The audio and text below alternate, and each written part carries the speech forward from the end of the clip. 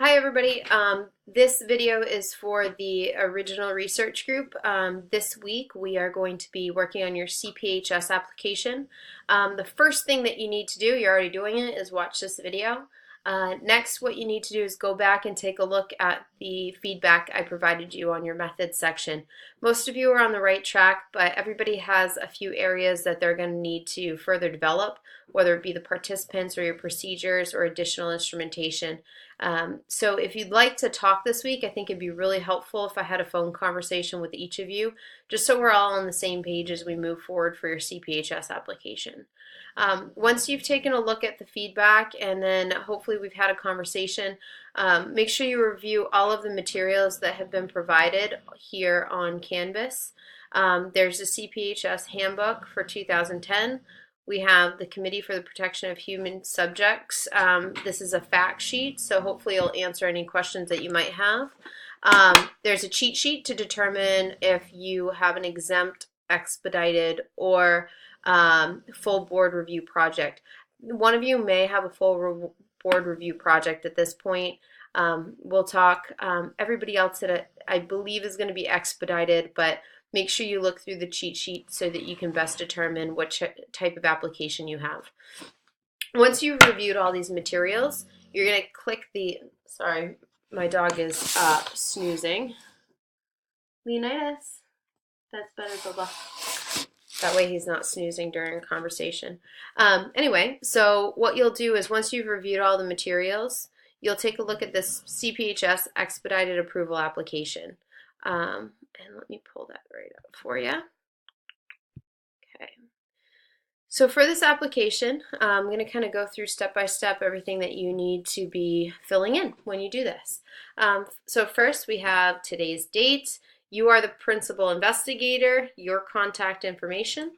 Since you are a student, you need to add in my information. I know that I am not your advisor for this, but I am your supervising faculty research advisor. So you'll put my name here, my email, and then my office phone. My office phone number is 617-243-2413. Most of you do not have a co-investigator, so you don't need to worry about putting anything in this area. Project start date, we'll just do the start of the semester. So we'll look at, I think it was January 21st. So we'll go January 21st or right around there for the project start date. Human interaction start date, this is upon approval from CPHS. So we're not going to start collecting any data or working on humans until after CPHS has been approved.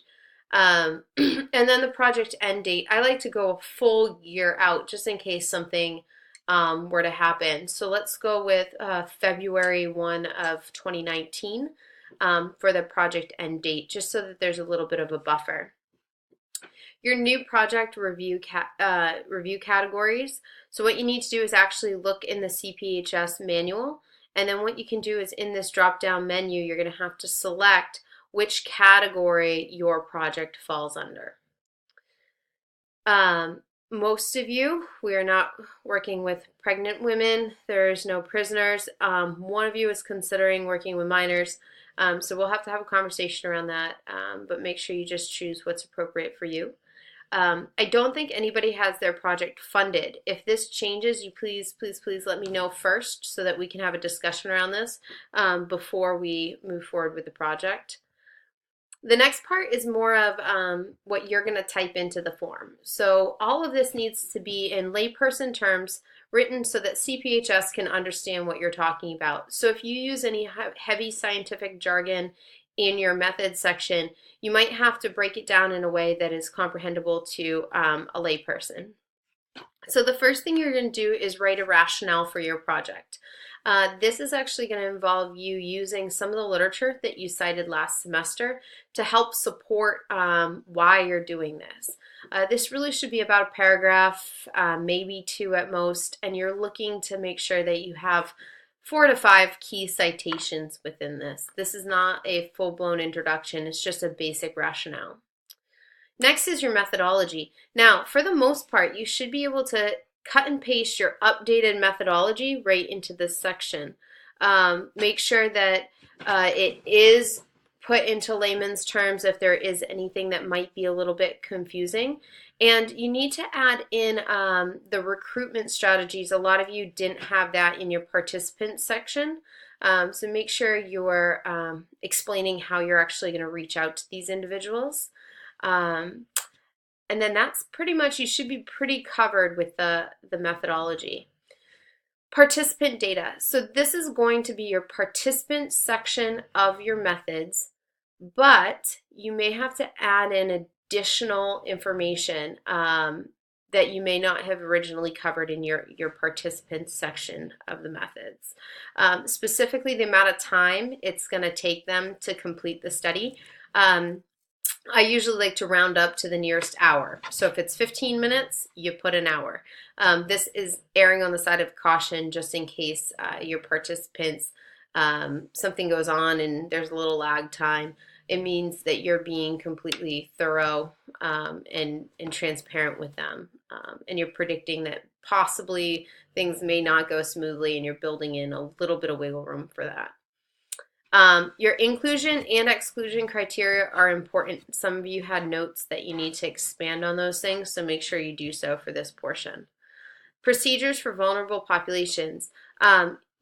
If only one of you is possibly working with the minors, so what we can do is we can talk about the vulnerable populations.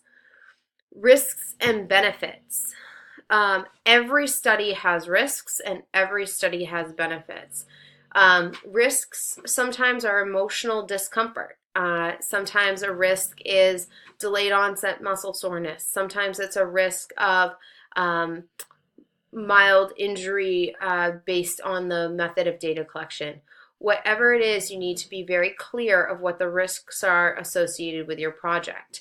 Benefits, oftentimes these might be sharing your results with the participant and they can learn more about that particular aspect of their own life. Informed consent. So everybody needs to create their own informed consent form. What you'll do is later on there's actually a example informed consent, and I want you to basically use that as your template and then fill in the blanks, okay? So you need to make sure that you are using the template informed consent, all right? Oftentimes that'll be added in as the first appendice you'll have, so that's usually Appendix A. Confidentiality, you need to make sure that you are addressing the fact that you are going to keep everybody's information private and secure, okay? How you're going to link personal information and the data that you collect. So hopefully there's some type of coding going on in order to protect the participants' privacy. Who's going to have the access to the data? It really should just be you and I, you as the primary researcher and me as the research advisor. And then you're going to keep it under lock and key or on an encrypted computer so that it's always protected.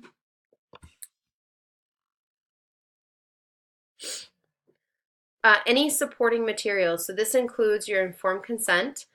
If you're collecting demographic information, then you need to actually create a demographic questionnaire or use an existing one. For those of you that are using an existing protocol of some sort, whether it be the procedures associated with Graston, or maybe it's your instrumentation where you're using the LESS or some other type of measurement system, that will need to be provided in your appendices or the supporting materials. If you're using any type of recruitment email, or if you need special permission from somebody to use a particular set of athletes or individuals at the college, those permission emails will also need to be included. So anything that you need in order to execute this research study must be included in the CPHS application. So it's going to be a busy week, but all of this needs to be in so that I can give you feedback and then we can get it submitted. Sarah Sherrington is no longer the individual that you will be submitting this to. It is Zane Zhang. So what we'll have to do is change that on the informed consent form. So let me take a look at that. So if you go to the CPHS handbook,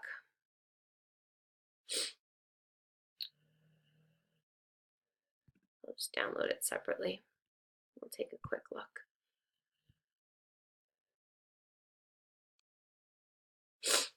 And then we scroll.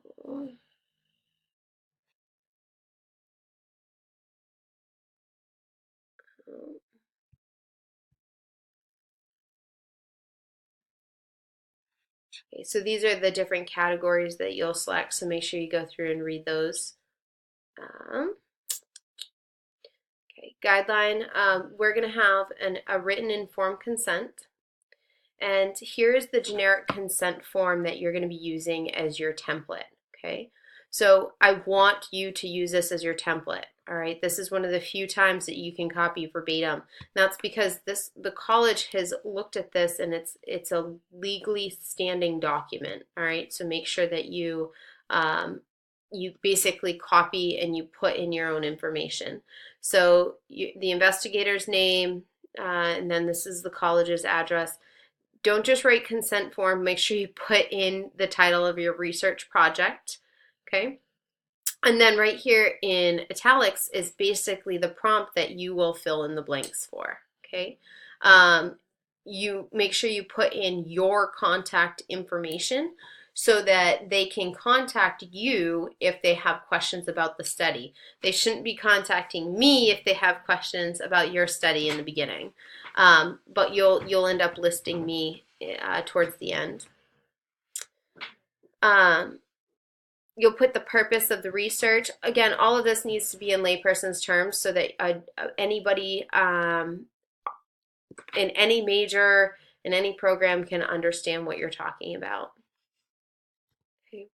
So you'll follow around with this, risks and discomforts. You need to be clear with your participants what these are, and these risks and discomforts should be the same as what you listed prior in your CPHS application. Confidentiality versus anonymity. I can never say this word, being anonymous. So make sure that you know the difference. Most of you will have confidential information, not anonymous. Okay. Voluntary participation, you absolutely have to have this clause that people, it's 100% voluntary and they can drop out at any time without any type of repercussion, okay, or penalty.